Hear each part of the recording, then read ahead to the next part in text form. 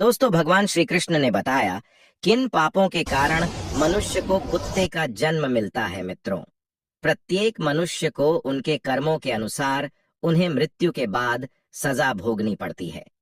जब उनकी सजा पूरी हो जाती है तो उन्हें पुनः पृथ्वी लोक पर दूसरा जन्म प्राप्त होता है। जो जैसा कर्म करता है उसे उसी प्रकार से दोबारा योनि प्राप्त होती है। परंतु दोस्तों, क्या आप लोगों को पता है कि किस श्राप के कारण मनुष्य को कुत्ते का जन्म मिलता है, और वह कौन से कार्य हैं जो हम मनुष्यों को अपने जीवन में नहीं करने चाहिए, जिसकी वजह से हमें नर्क में जाना पड़ता है और फिर हमें एक कुत्ते का जीवन मिलता है। मित्रों, हिंदू ग्रंथों के अनुसार इस धरती पर रहने वाले सभी मनुष्यों को मृत्यु के बाद उसके कर्मों के अनुसार अलग अलग योनि में जन्म मिलता है। कुछ धार्मिक ग्रंथों में यह भी कहा गया है कि जो मनुष्य अपने जीवने में बहुत अधिक पाप करते हैं उन्हें एक ऐसी योनि में जन्म मिलता है जिसमें वे अपना दर्द किसी दूसरे को बता नहीं सकते और ना ही किसी के साथ बांट सकते हैं। और दोस्तों, आज मैं आपको यही बताऊंगा कि वह कौन से कार्य हैं जो एक मनुष्य को अपने जीवन में कभी नहीं करने चाहिए, नहीं तो उसे कुत्ते का जीवन मिलना तय है। नमस्कार दोस्तों, आप सभी लोगों से निवेदन है कि इस कथा को और कहानी को सुनने से पहले कमेंट बॉक्स में जय श्री कृष्णा लिखकर वीडियो को लाइक करके चैनल को सब्सक्राइब करके बेल आइकन ऑल पर प्रेस कर लीजिए, जिससे आप सभी लोग प्राचीन कथाओं और कहानियों से जुड़े रहें। मित्रों, एक बार की बात है, भगवान श्री कृष्ण की प्रिय राधा रानी अपने सखियों के साथ में अपने नगर बरसाना का भ्रमण कर रही थी। पूरे गांव में उनका इधर उधर आना जाना लगा था। तभी एक घर के पास में देखती हैं कि एक लाचार कुत्ता कुछ खाने की तलाश में खड़ा रहता है। तभी उस घर से एक नौजवान आदमी लठ लेकर निकलता है और उस कुत्ते को दौड़ा दौड़ा कर मारता है। यह सब देखकर राधा जी से रहा नहीं गया। उन्होंने अपनी सखियों से कहा, मेरी प्यारी सखियां, आप सब अपने अपने घर को चली जाओ। अब मैं यहाँ से अपने प्रभु कान्हा के पास जाऊंगी और उनसे कुछ प्रश्न पूछूंगी। फिर वहां से राधा रानी भगवान श्री कृष्ण से मिलने के लिए चल देती हैं। इधर भगवान श्री कृष्ण अपने राजभवन में स्वर्ण से बनी हुई सिंहासन पर विराजमान थे। तभी उनके पास राजभवन में उनकी प्रिय राधा रानी पहुंच जाती है और भगवान श्री कृष्ण से कहती हैं, हे कान्हा, जब मैं आज अपने नगर का भ्रमण कर रही थी तो मैंने नगर में देखा कि एक कुत्ता अपना कष्ट भरा जीवन जी रहा था, और वह जिसके भी महल के द्वार पर जाता लोग उसे डंडे लेकर दौड़ा दौड़ा कर मार रहे थे और उसे अपने भोजन के लिए इधर उधर भटकना पड़ रहा था, किंतु उसे पेट भरने के लिए कहीं भी भोजन नहीं मिला। तो हे प्रभु, इसे देखकर मेरे मन में एक प्रश्न उठ रहा है और मैं चाहती हूं कि आप मेरे प्रश्न का उत्तर दें। मित्रों, फिर आगे भगवान श्री कृष्ण कहते हैं, हे प्रिय राधा रानी, आपके मन में जो भी प्रश्न है मुझसे निश्चिंत होकर बताओ, मैं तुम्हारे प्रश्न का उत्तर अवश्य दूंगा। फिर राधा रानी कहती हैं, हे प्रभु, मेरा प्रश्न यह है कि किस पाप के कारण मनुष्य को कुत्ते का जन्म मिलता है। मित्रों, फिर आगे भगवान श्री कृष्ण कहते हैं, हे प्रिय राधा रानी, आज मैं आपको एक कथा सुनता हूँ जिसे सुनकर आपको आपके प्रश्न का उत्तर अवश्य मिल जाएगा। इसीलिए हे प्रिय, इस कथा को पूरे मन से सुनना। फिर आगे राधा रानी कहती हैं, हे प्रभु, आप कथा सुनाइए, मैं पूरे मन से इस कथा को सुनूंगी। मित्रों, तो कथा को सुनाते हुए आगे भगवान श्री कृष्ण कहते हैं, हे प्रिय राधा रानी, एक समय की बात है, जब भगवान श्री राम अपनी सभा में बैठे हुए थे, तभी उन्हें एक कुत्ते की रोने की आवाज सुनाई दी। तभी सभा में मौजूद द्वारपाल ने कुत्ते को वहां से भगा दिया और अगले दिन फिर से वही कुत्ता उसी स्थान पर आकर रोने लगा, और द्वारपाल ने इस बार भी उस कुत्ते को वहां से मारकर भगा दिया, और सभा के तीसरे दिन भी वही कुत्ता उसी स्थान पर आकर फिर से रोने लगा। तो भगवान राम के मन में एक प्रश्न उठने लगा कि आखिर यह कुत्ता रोज रोज मेरे दरबार के बाहर ही क्यों रोता है। और फिर भगवान राम ने उस कुत्ते के रोने का कारण जानना चाहा और द्वारपाल से कहा कि उस कुत्ते को यहाँ बुलाकर लाओ। तो उस कुत्ते को बुलाने के लिए द्वारपाल उसके पास गए और बोले, प्रभु श्री राम ने आपको अपने दरबार में बुलाया है। तो कुत्ता बोला, हे मुनिवर, मुझे एक ऐसी योनि में जन्म मिला है जिसका मंदिर राजभवन, रसोई घर और गौशाला जैसे पवित्र स्थानों पर जाना मना है। तुम जाकर प्रभु श्री राम से कह दो कि वे स्वयं मुझसे मिलने के लिए यहाँ पर आ जाएं। और फिर द्वारपाल ने कुत्ते की सारी बातें भगवान श्री राम से जाकर बताया, और ऐसा सुनकर भगवान श्री राम स्वयं उस कुत्ते के पास गए और उससे कहा कि तुम रोज मेरे दरबार के बाहर आकर क्यों रोते हो? तो कुत्ते ने भगवान श्री राम से कहा, हे प्रभु, मैंने कोई अपराध नहीं किया है, फिर भी एक सन्यासी ने मुझे पत्थर से मारा है, जिसके कारण मेरा पैर टूट गया है और अब मुझे बहुत पीड़ा हो रही है, और इसी कारण मैं रोज आपके दरबार में आकर रोता हूँ मित्रों। फिर आगे भगवान श्री कृष्ण कहते हैं, हे प्रिय राधा रानी, उस कुत्ते की पीड़ा को देखकर प्रभु श्री राम को बहुत दुख हुआ। फिर भगवान श्री राम ने अपने दरबारी को अपने दरबार में बुलाया और कहा, हे दरबारी, जाओ, जाकर वह सन्यासी जहां भी हो उसे ढूंढ करके हमारे दरबार में अति शीघ्र लेकर आओ। भगवान श्री राम की आज्ञा पाते ही उनके 2 सैनिक वहां से सीधा सन्यासी के घर पहुंच गए और उस सन्यासी को पकड़कर अपने साथ में लेकर के भगवान श्री राम के दरबार में आ गए। फिर उस सन्यासी कहा, क्या यह सत्य है कि तुमने इस कुत्ते को पत्थर मारा है, जिससे इसका पैर टूट गया है और यह अब ठीक से चल भी नहीं पा रहा है? तो इसने क्या अपराध किया था जिसके कारण तुमने इस बेजुबान कुत्ते का पैर तोड़ दिया?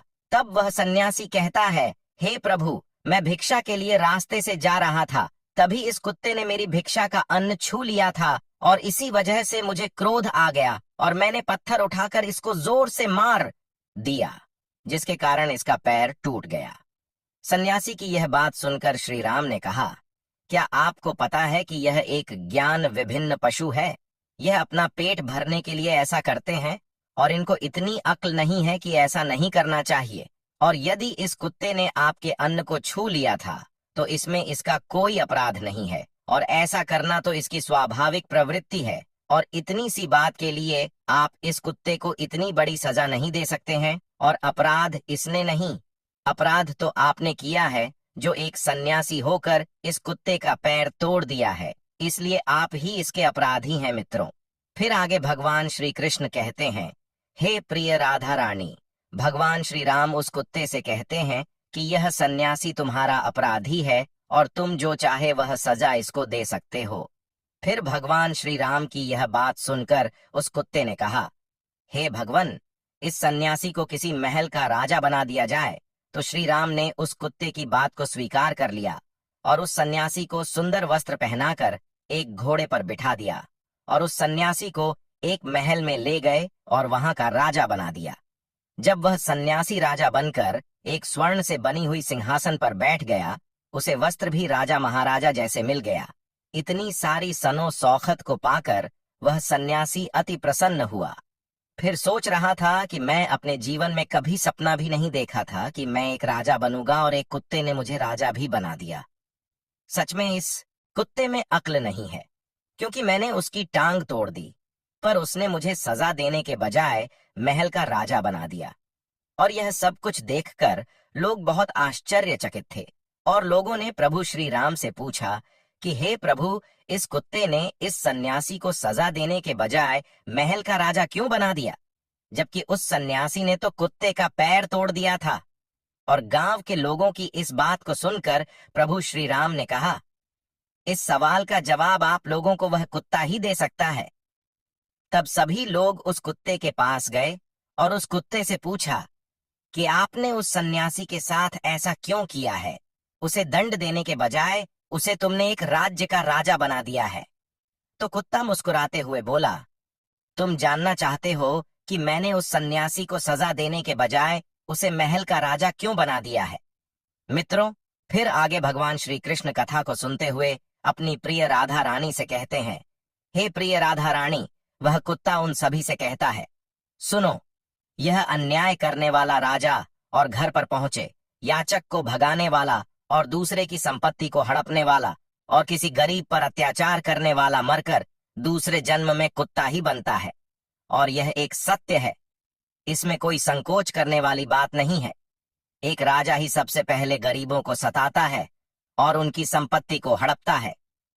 फिर आगे कुत्ते ने कहा, मैं भी पिछले जन्म में एक राजा था और मैंने गरीबों को खूब सताया था और उनकी मेहनत का धन खूब हड़पा था, और मैं भी लोगों के साथ बहुत अन्याय करता था और बेसहाय लोगों और गरीबों की जमीनों को हड़प लिए करता था और अपने से छोटे लोगों पर खूब अत्याचार करता था, जिसके कारण मुझे इस जन्म में कुत्ते का जीवन मिला है। और अब मैं अपने पापों का फल भोग रहा हूँ। और मैंने उस सन्यासी को इसीलिए राजा बनाया है ताकि उसे भी अगले जन्म में कुत्ते का जीवन मिले, और तब उसे पता चलेगा कि कुत्ते की जिंदगी कैसी होती है और अपना पेट पालने के लिए कितने लोगों से मार खानी पड़ती है, और हम कुत्तों का जीवन आसान नहीं होता है। मित्रों, कथा को आगे कहते हुए भगवान श्री कृष्ण कहते हैं, हे प्रिय राधा रानी, यह वही लोग हैं जो पाप धुलने के लिए गंगा जी में जाते हैं, किंतु वहां से आते ही फिर से पाप करना शुरू कर देते हैं। और फिर आगे राधा रानी कहती हैं, हे प्रभु, क्या गंगा जी में पाप नहीं धुलते हैं? तो भगवान श्री कृष्ण मुस्कुराते हुए कहते हैं, हे प्रिय राधा रानी, गंगा जी में वही पाप धुलता है जो अनजाने में हो जाते हैं। जानबूझकर के गए पाप कभी नहीं धुलते हैं। और गंगा जी में स्नान करने से वही मनुष्य पवित्र होता है जिसका मन साफ हो और मन में कोई छल ना हो तथा मन में गंदे विचार नहीं। और गंगा जी में छल करने वाले और दूसरों की बहन बेटियों पर बुरी नजर रखने वाले लोगों का कुछ नहीं होता है, और प्रत्येक मनुष्य को अपने कर्मों का फल अवश्य मिलता है। मित्रों, इसीलिए आप लोगों से हाथ जोड़कर अनुरोध है कि किसी बेजुबान जानवर को अगर हम लोग एक वक्त पेट भरने के लिए अन्न नहीं दे सकते, तो उन्हें कष्ट पहुंचाने का भी हमें हक नहीं है। और आप लोगों से मेरा हाथ जोड़कर निवेदन है कि किसी भी बेजुबान जानवर को कभी भी कष्ट ना दें। यदि कोई कुत्ता या बेजुबान जानवर आपके घर पर आता है, तो उसे यदि रोटी नहीं दे सकते तो उसे मारो भी मत, क्योंकि वह भी एक जीव है, उसे भी दर्द होता है और ईश्वर सबके पापों को देखता है। मित्रों, इस प्रकार से भगवान श्री कृष्ण ने अपनी प्रिय राधा रानी को बताया है कि कौन से पापों के कारण मनुष्य को कुत्ते का जन्म मिलता है। मित्रों, उम्मीद करता हूँ आप सभी लोगों को यह हमारे द्वारा बताई गई कथा आप लोगों को पसंद आई होगी। अगर आप लोगों को ये कथा पसंद आई हो तो वीडियो को लाइक जरूर करें और कमेंट में जय श्री कृष्णा लिखकर चैनल को सब्सक्राइब करके बेल आइकन ऑल पर प्रेस कर लीजिए, जिससे आप सभी लोगों को प्रेम भक्ति ज्ञान की कथाएं सबसे पहले प्राप्त हो सके। दोस्तों, वीडियो को पूरा देखने के लिए आप सभी लोगों का धन्यवाद।